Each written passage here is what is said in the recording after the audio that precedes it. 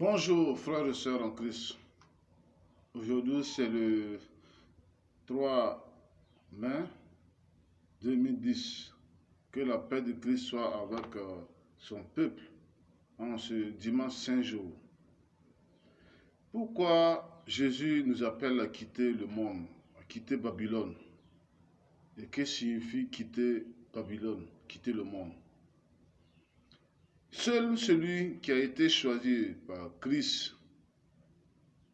avant la création du monde pour aller au paradis pourra entendre, comprendre et obéir à cet appel de quitter le monde, quitter Babylone.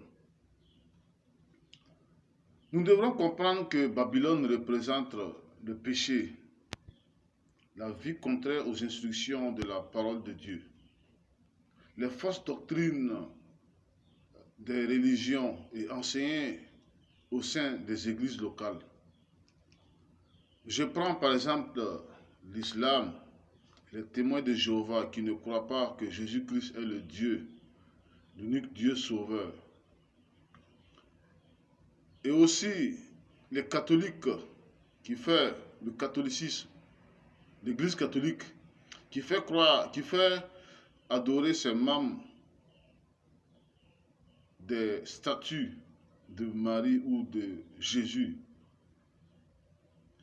Aussi les fausses doctrines des églises protestantes qui sont très attachées à ce phénomène de parler en langue, à des faux songes et à des faux rêves.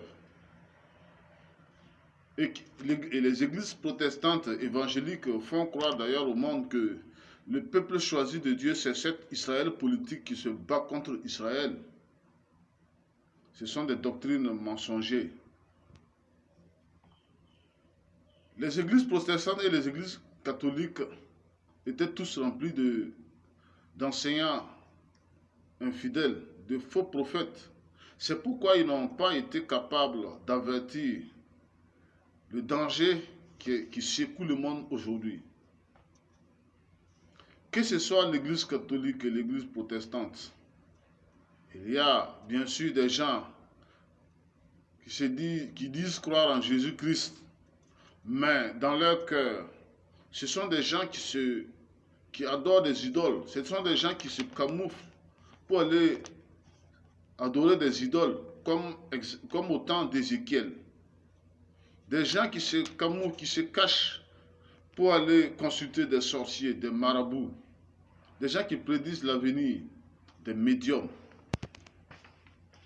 Et il y a des pasteurs même, des pasteurs, des enseignants de la parole, protestants, des catholiques, qui se prennent pour des chrétiens. Mais ce sont des gens qui continuent en toute liberté de vivre dans le mensonge, dans l'adultère, et qui prospèrent dans le mensonge. Ils pensent qu'avec leur état actuel, si Christ revenait, ils vont eux aussi hériter la vie éternelle, le paradis. Non, vous vous trompez. Vous n'êtes jamais encore sorti de Babylone. Vous n'êtes pas encore sorti du monde. Vous êtes toujours dans Babylone. Et si vous ne quittez pas aujourd'hui cette mauvaise vie, vous n'irez nulle part, sinon que la condamnation qui vous attend le jour où Christ apparaîtra. On ne peut pas continuer à faire des sacrifices d'animaux, des sacrifices humains pour les idoles. Aujourd'hui, et espérer voir Christ apparaître au ciel et monter avec lui au ciel au dernier jour.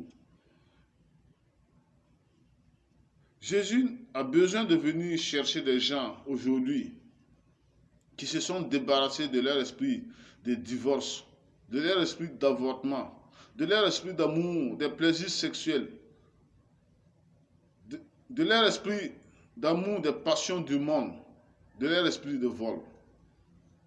On ne peut pas continuer à modifier des balances pour gagner de l'argent et espérer aller au paradis. Parce qu'aujourd'hui, beaucoup de gens se sont enrichis, mais lorsque des commerçants mais ce sont des gens qui ont trafiqué les balances pour gagner plus.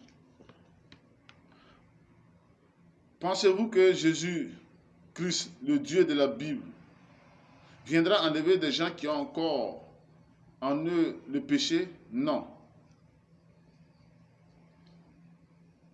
Jésus-Christ est saint et il ne viendra jamais enlever avec lui pour aller contaminer des gens. Il ne viendra jamais enlever des gens pour aller contaminer la nouvelle terre avec leur péché. Jésus-Christ doit revenir trouver dans ce monde, au milieu de ce monde corrompu, une église qui est séparée du monde qui est irréprochable. Rappelez-vous que Jésus-Christ avait pris 3 ans et demi pour former les 12 disciples à quitter le monde. Les 12 disciples, excepté Judas Iscariote, qui avait encore le vol en lui, ne pensaient plus au travail. Ils ne pensaient plus aux problèmes de mariage. Ils ne pensaient plus à former des projets futurs comme certaines personnes aujourd'hui. Vous savez, Judas n'a pas pu voir la résurrection de Jésus, la réapparition de Jésus après les 3 jours. Parce que Judas demeurait dans le vol. La seule chose qui intéressait les disciples, c'était le royaume de Dieu, c'était la vie éternelle. Mais vous, aujourd'hui, vous êtes des assassins, vous êtes des voleurs, vous êtes des drogués, des divorcés. Des gens se divorcent pour aller se remarier. Vous prêchez l'évangile pour chercher de l'argent. Vous êtes des incestes. Si vous ne quittez pas ces choses qui représentent Babylone, maintenant, vous ne verrez jamais Jésus. Seigneur, donne la force à ton peuple de quitter Babylone. Amen.